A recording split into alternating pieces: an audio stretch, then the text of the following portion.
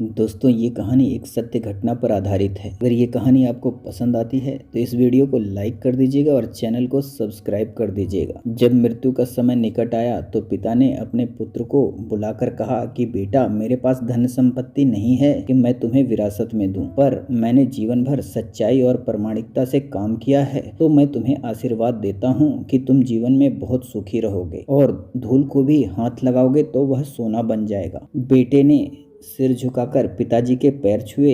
पिता ने सिर पर हाथ रखा और आशीर्वाद दिया और संतोष से अपने प्राण त्याग दिए। अब घर का खर्च बेटे को संभालना था। उसने एक छोटी सी ठेला गाड़ी पर अपना व्यापार शुरू किया। धीरे धीरे व्यापार बढ़ने लगा। एक छोटी सी दुकान ले ली, व्यापार और बढ़ा। अब नगर के संपन्न लोगों में उसकी गिनती होने लगी। उसको विश्वास था कि यह सब मेरे पिता का आशीर्वाद का ही फल है, क्योंकि उन्होंने जीवन में दुख उठाया है पर कभी धैर्य नहीं छोड़ा, श्रद्धा नहीं छोड़ी, प्रामाणिकता नहीं छोड़ी। इसलिए उनकी वाणी में बल था और उनके आशीर्वाद फलीभूत हुए और मैं सुखी हुआ। उसके मुंह से यह शब्द बार बार निकलते थे। एक दिन एक मित्र ने पूछा, तुम्हारे पिता में इतना बल था तो वह स्वयं संपन्न क्यों नहीं हुए, सुखी क्यों नहीं हुए? तब उसने जवाब दिया, मैं पिता की ताकत की बात नहीं कर रहा हूँ, मैं उनके आशीर्वाद की ताकत की बात कर रहा हूँ। इस प्रकार वह बार बार अपने पिता के आशीर्वाद की बात करता तो लोगों ने उसका नाम ही रख दिया बाप का आशीर्वाद। इससे व्यापारी को बुरा नहीं लगता था। वह कहता था, मैं अपने पिता का आशीर्वाद के काबिल निकलूं,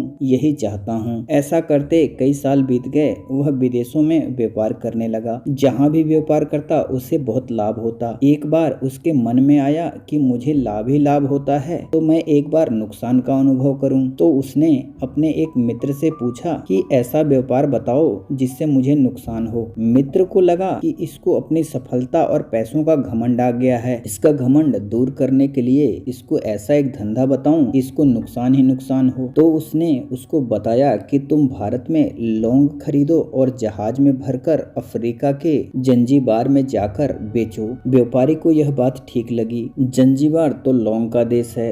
वहाँ से लौंग भारत में लाते हैं और यहाँ 10 से 12 गुना भाव पे बेचते हैं। भारत में खरीद करके जंजीबार में बेचे तो नुकसान सामने दिख रहा है, परंतु व्यापारी ने तय किया, मैं भारत में लौंग खरीदकर जंजीबार खुद लेकर जाऊंगा, देखूं कि पिता के आशीर्वाद कितना साथ देते हैं। नुकसान का अनुभव लेने के लिए उसने भारत में लौंग खरीदे और जहाज में भरकर खुद उनके साथ जंजीबार द्वीप पहुंचा। जंजीबार में सुल्तान का राज्य था। व्यापारी जहाज से उतर कर के लंबे रेतीले रास्ते पर जा रहा था वहाँ के व्यापारियों से मिलने को। उसे सामने से सुल्तान जैसा व्यक्ति पैदल सिपाहियों के साथ आता हुआ दिखाई दिया। उसने किसी से पूछा कि यह कौन है? उन्होंने कहा, यह सुल्तान है। सुल्तान ने उसको सामने देखकर उसका परिचय पूछा। उसने कहा, मैं भारत के गुजरात के खंभात का व्यापारी हूँ और यहाँ पर व्यापार करने के लिए आया हूँ। सुल्तान ने उसको व्यापारी समझकर उसका आदर किया और उससे बात करने लगा। व्यापारी ने देखा कि सुल्तान के साथ सैकड़ों सिपाही हैं, परंतु उनके हाथ में तलवार, बंदूक आदि कुछ भी न होकर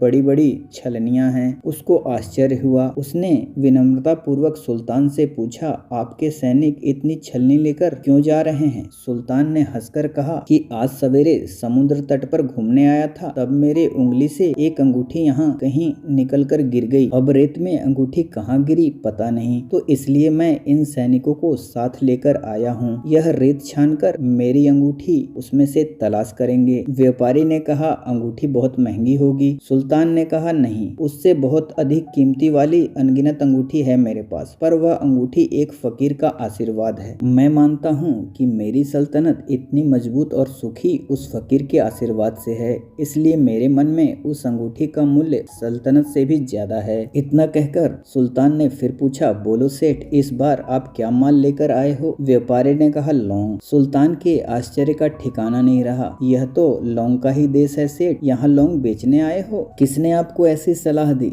जरूर वह कोई आपका दुश्मन होगा। यहाँ तो 1 पैसे में मुट्ठी भर लौंग मिलते हैं। यहाँ लौंग कौन खरीदेगा और तुम क्या कमाओगे? व्यापारी ने कहा, मुझे यही देखना है कि यहाँ भी मुनाफा होता है या नहीं। मेरे पिता के आशीर्वाद से आज तक मैंने जो धंधा किया उसमें मुनाफा ही मुनाफा हुआ, तो अब मैं यह देखना चाहता हूँ कि उनका आशीर्वाद यहाँ फलते हैं या नहीं। सुल्तान ने पूछा, पिता का आशीर्वाद, इसका क्या मतलब? व्यापारी ने ने कहा, मेरे पिता सारा जीवन ईमानदारी और प्रामाणिकता से काम करते रहे परंतु धन नहीं कमा सके। उन्होंने मरते समय मुझे भगवान का नाम लेकर मेरे सिर पर हाथ रखकर आशीर्वाद दिए थे कि तेरे हाथ में धूल भी सोना बन जाएगी। ऐसा बोलते बोलते व्यापारी नीचे झुका और जमीन की रेत में से एक मुट्ठी भरी और सम्राट सुल्तान के सामने मुट्ठी खोलकर उंगलियों के बीच में से रेत नीचे गिराई। दोनों को आश्चर्य का पार नहीं रहा। उसके हाथ से एक हीरे जड़ित अंगूठी थी। यह वही सुल्तान की गुमी हुई अंगूठी थी। अंगूठी देखकर सुल्तान बहुत प्रसन्न हो गया। बोला, वाह खुदा, आपकी करामात का पार नहीं। आप पिता के आशीर्वाद को सच्चा करते हो। व्यापारी ने कहा,